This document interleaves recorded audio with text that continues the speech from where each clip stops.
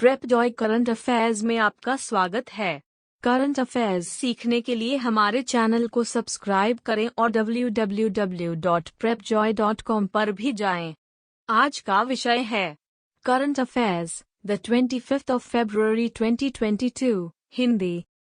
संजीव सान्याल बने पीएम आर्थिक सलाहकार परिषद के सदस्य। संजीव सान्याल को प्रधानमंत्री की आर्थिक सलाहकार परिषद के पूर्णकालिक सदस्य के रूप में शामिल किया गया है। नियुक्ति 2 साल के कार्यकाल के लिए है। वह पहले ड्यूश बैंक में प्रबंध निदेशक थे। ईएससी पीएम आर्थिक मामलों पर पीएम को सलाह देने के लिए केंद्र सरकार द्वारा गठित एक स्वतंत्र निकाय है। केंद्रीय उत्पाद शुल्क दिवस 24 फरवरी। यह दिन 24 फरवरी 1944 को अधिनियमित केंद्रीय उत्पाद शुल्क और नमक अधिनियम को चिन्हित करने के लिए मनाया जाता है। यह दिन केंद्रीय अप्रत्यक्ष कर और सीमा शुल्क बोर्ड (सीबीआईसी) के योगदान को याद करता है और सम्मान करता है। केंद्रीय अप्रत्यक्ष कर और सीमा शुल्क बोर्ड वित्त मंत्रालय के तहत राजस्व विभाग का एक हिस्सा है। डेटा संशोधन पर इंडिया रेटिंग्स ने FY22 की जीडीपी ग्रोथ 8.6% रहने का अनुमान लगाया है। इंडिया रेटिंग्स ने 2021-22 के लिए अपने सकल घरेलू उत्पाद वृद्धि अनुमान को संशोधित कर 8.6% कर दिया है। इससे पहले बार्कलेज ने 21 दिसंबर को समाप्त तिमाही के लिए सकल घरेलू उत्पाद की वृद्धि दर 6.6% रहने का अनुमान लगाया था। राष्ट्रीय सांख्यिकी संगठन 28 फरवरी 22 को राष्ट्रीय आय का दूसरा अग्रिम अनुमान जारी करेगा। सर्बानंद सोनोवाल ने किया निदर्शन सदन का उद्घाटन। सर्बानंद सोनोवाल ने निदर्शन सदन का उद्घाटन किया। Dredging corporation of India dredging museum. इसका उद्घाटन विशाखापत्तनम में DCI परिसर में किया गया।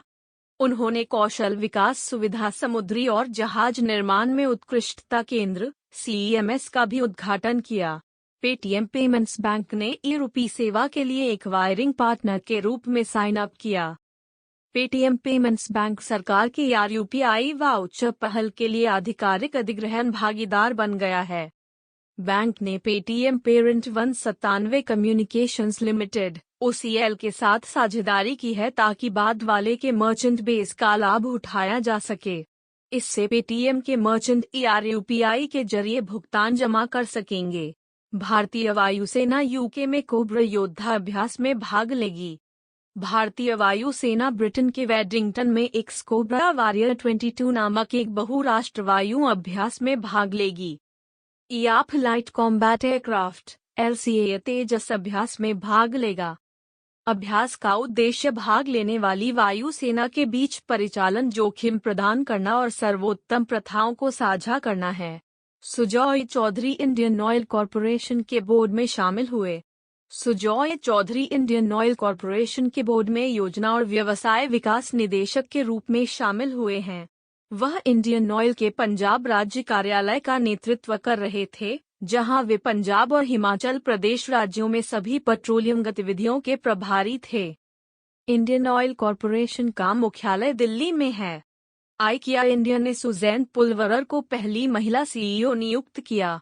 आइकिया ने सुजैन पुलवरर को अपने भारतीय कारोबार के लिए अपनी नई और पहली महिला CEO और CSO के रूप में नियुक्त किया है।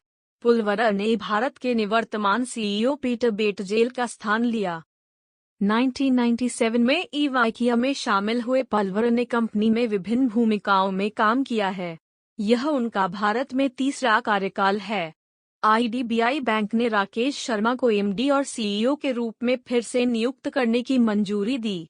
IDBI बैंक के बोर्ड ने कंपनी के प्रबंध निदेशक और मुख्य कार्यकारी अधिकारी के रूप में राकेश शर्मा की पुनर्नियुक्ति को मंजूरी दे दी है। उन्होंने भारतीय स्टेट बैंक SBI में अपना बैंकिंग करियर शुरू किया।